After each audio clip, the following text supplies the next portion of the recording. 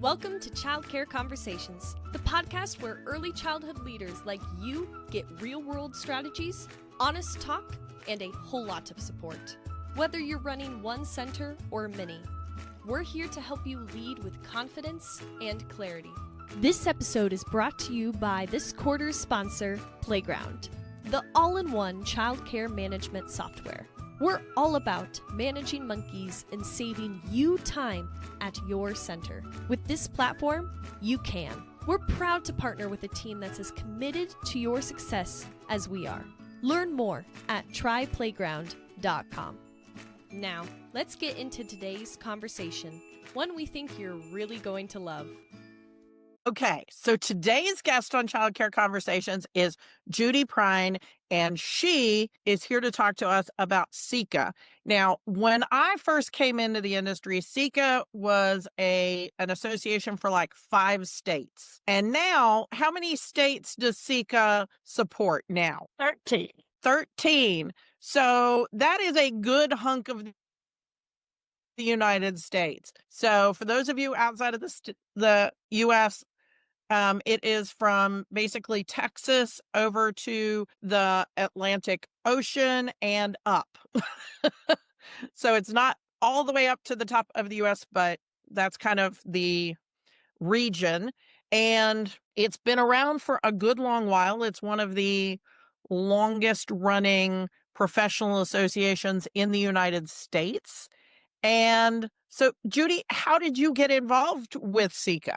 How did you get here? Well, to partner on your comment of when SECA was founded, the Southern Early Childhood Association was founded in 1948 by a group of women educators, some childcare owners, some directors, just a group of women that got together to share their concerns. And then the association evolved.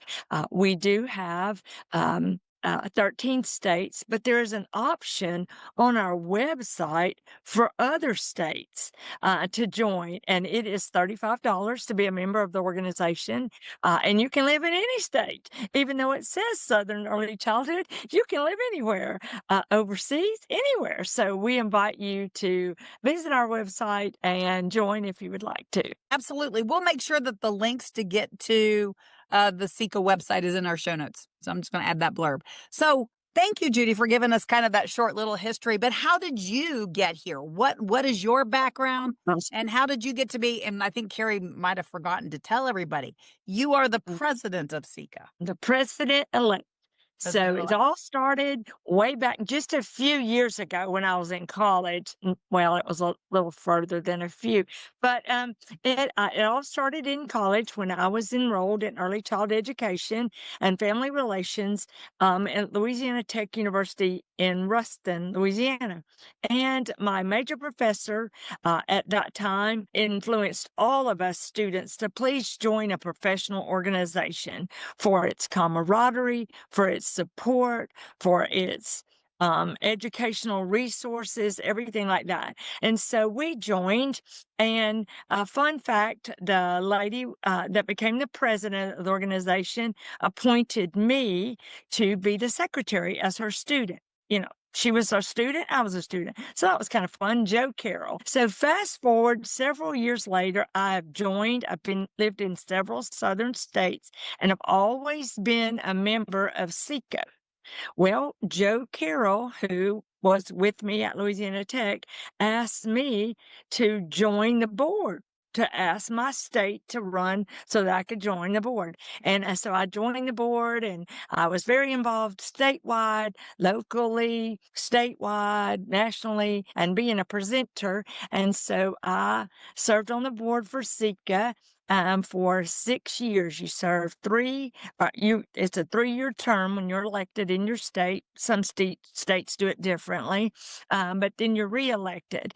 And then someone asked me to run for president, and I decided I would do it. I did run against a fellow Mississippian, so that meant no matter who you voted for, Mississippi wins. So that was lots of fun. So I am president-elect this year. I've been involved in early childhood education for about 42 years, but I'm very young, so you can add that up. But been involved that way, statewide, local, national wide, everything. And I presented over 30 years at SECA. So it's all about the relationship with you in early childhood education, about the relationship with all those others individuals in their states. So that's what makes me so excited. I will take over as president in January at our regional conference. Wonderful.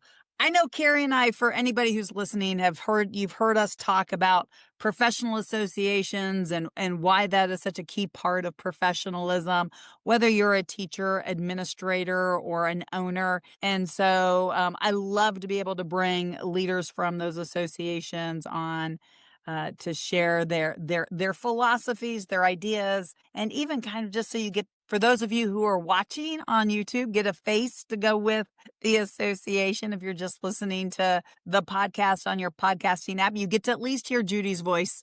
And maybe this will be your hint to go over and watch the YouTube video so that you can see who Judy is, so that when you show up at the conference in January, you'll go, I heard her on their podcast. So that, go ahead, Carrie. Okay. So when people are trying to decide which association or associations, we suggest multiple, to be a member of, part of it is, what does that association offer? What are the things that I get to do as a part of that association, or what supports does that association have? And you mentioned one that I don't think I've heard anywhere else, about those monthly calls. Can you tell Absolutely. The benefits of being a member the people of who weren't SECA. online before we started recording a little bit about those calls? Yeah, sure. The membership benefits of being a member of SECA. Remember that each state sets their own membership fees, but if you're a student enrolled in any university or even in a high school in an early childhood field, you can submit your student ID, and it's $25 to get you started. Each state has their different, what their requirements are to be a member of their state, the fees, excuse me, and part of that fees goes to SECA. But when you're a member of SECA, you get a monthly newsletter. You get 3 newsletters. You get a monthly newsletter, excuse me, and 3 digital copies of the Dimensions magazine, which comes out in February, July, and in October. My favorite thing about being a member, one of my favorite things, is that you get a monthly email, and it's also on our Facebook page. You get a children's book review. And so it's the newest children's book that's out. And so you get to hear what that individual thinks about the book and how you can use it in school. Of course, there's discounts along the way. But as you mentioned before, there is a book that we have, and I'm not very good at making it zoom in. So I'll just tell you, it's called Conversations About Change. And this book came about because we have a monthly, it's called monthly Zoom meeting. It's called Conversations for Change, and happens different days of the month. It happens at different times, but we have a schedule. The next one is scheduled October the 14th at 5:30, and that is it. They give you all the time zones so you can get there on time. So I have a But question for 5:30 you, Judy. When is the one after that? October, it will be November the 3rd, and it Awesome. will be at 11 o'clock, and then December is December 9th at 5:30. So no matter when this podcast airs, you'll have the opportunity to log into that. And thankfully, Kate is going to post the link to get that. It's just www.seca.info.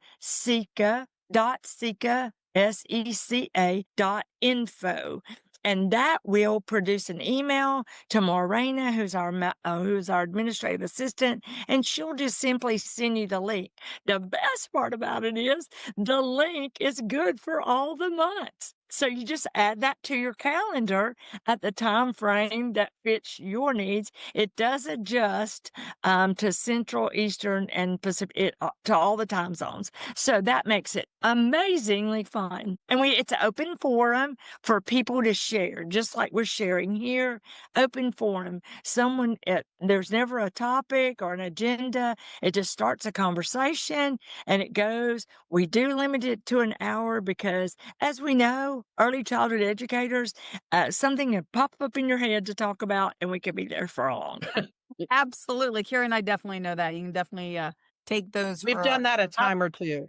Definitely. Yes, I've had a conversation with you ladies and attended your sessions, so I know how that works. Yeah. Yeah, we definitely can talk for just a little bit. So Sure.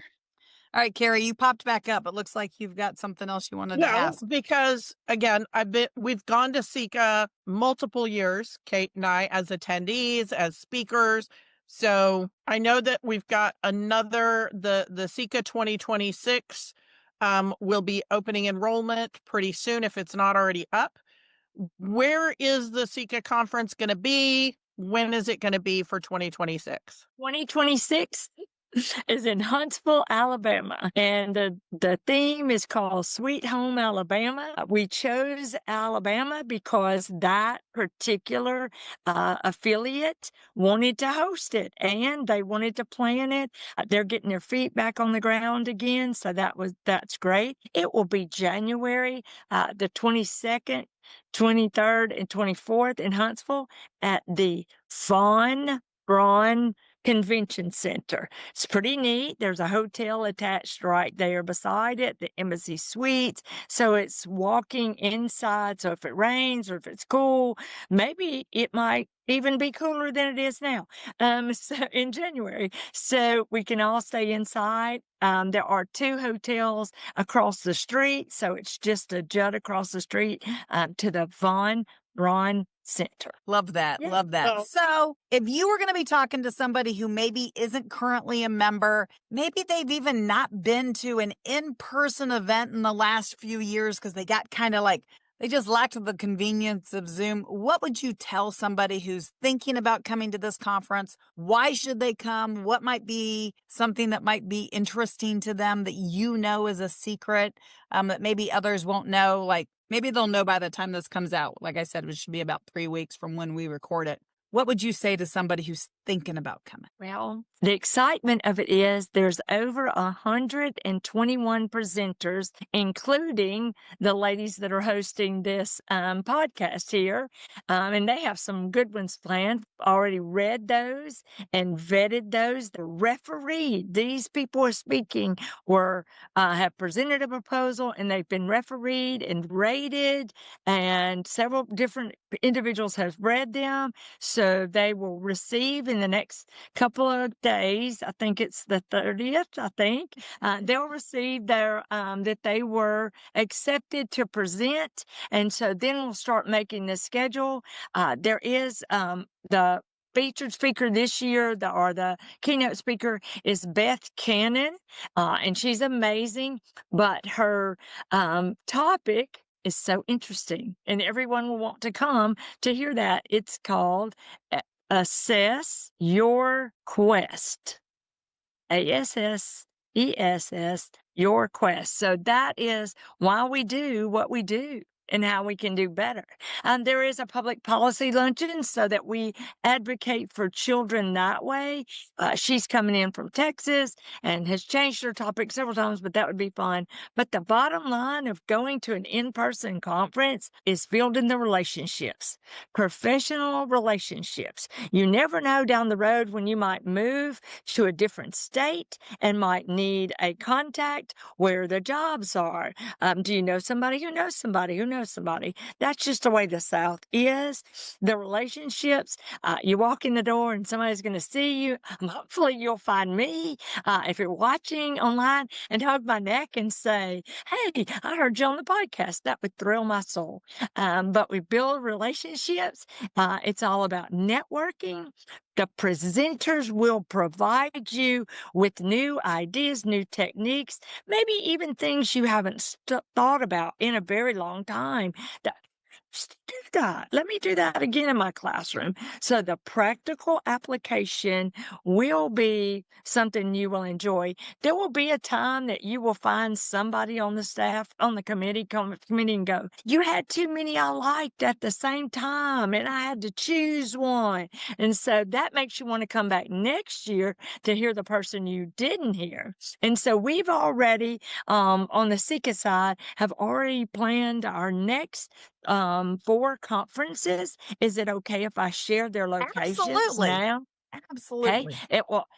We still don't have a month that we usually do it in January, February, March. There's always a spring conference, but in 2025 it will be in Oklahoma. It will either be in Tulsa or Oklahoma City, depending on the space that can hold all our attendees. 28 will be in Florida.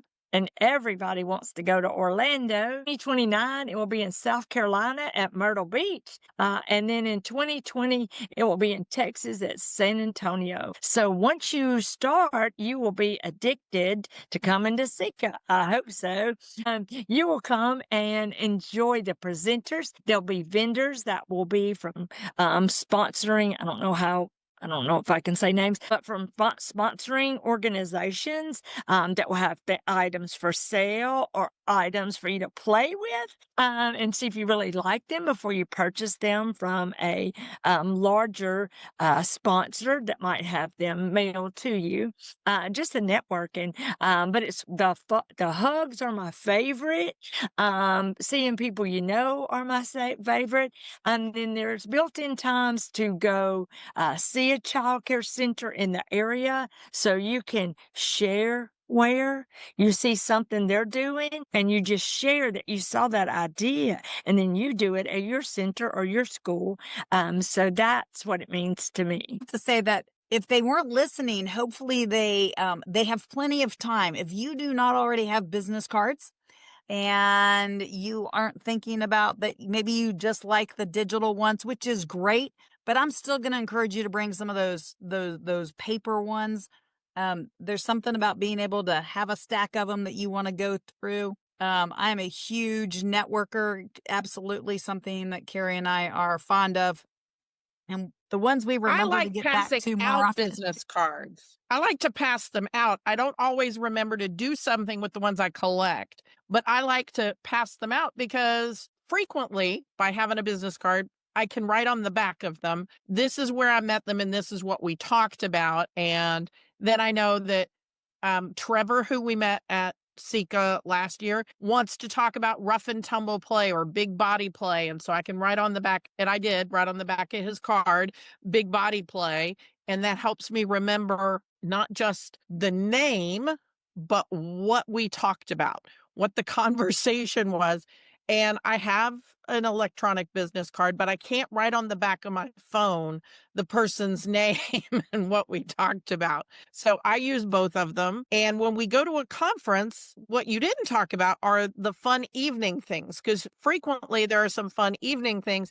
You go to the sessions during the day, you learn, you make some friends, and then you say, hey, are you going to the evening event?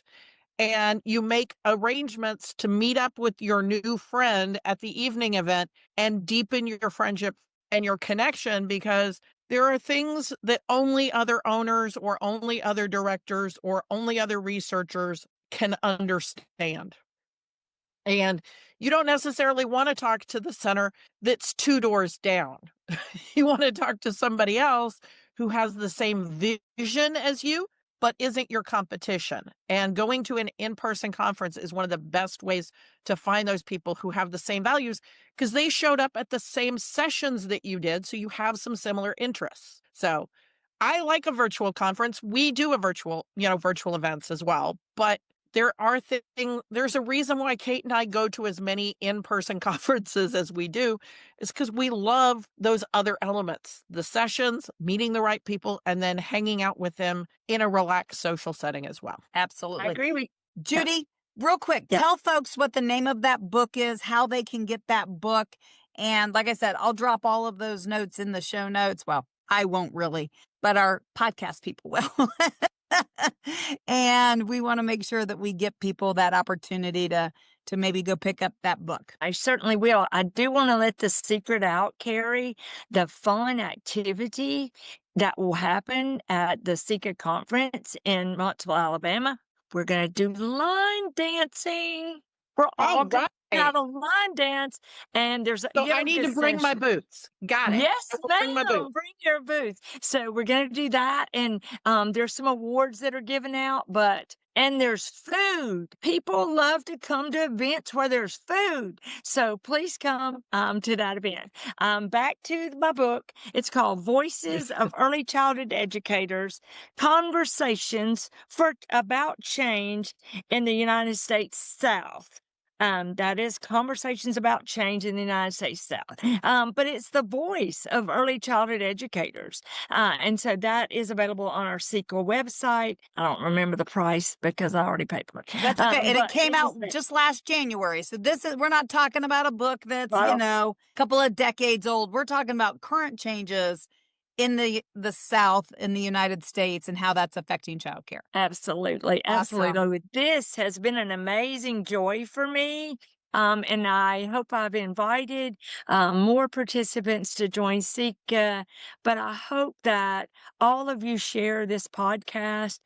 Carrie and Kate do an amazing job just sharing their thoughts and their expertise. So please share this podcast with your friends. You never know. That's who we are as people and our humans. We always want to lift up our sisters that are in the business. Also, we have some brothers that are in the business. But it's all about sharing the camaraderie that we have. So share this podcast. Go to YouTube. See my face for sure. But listen and share for those that are in need or might need a friendly voice to promote early childhood education. Well, you said it better than I could, Judy, so I'm not even going to repeat that. And with that, we can't wait to see you guys in a few days on the next episode. Thanks for tuning in. We love bringing you real talk and fresh insight from the world of early childhood education. Be sure to follow us on social media to stay connected and catch all of the latest episodes. And if you're planning a conference, training, or special event, Kate and Carrie would love to speak to your audience. You can learn more about their keynote sessions and workshops at kateandcarrie.com. If you learned something today, share the show and leave us a review below. We'll see you next time on Childcare Conversations.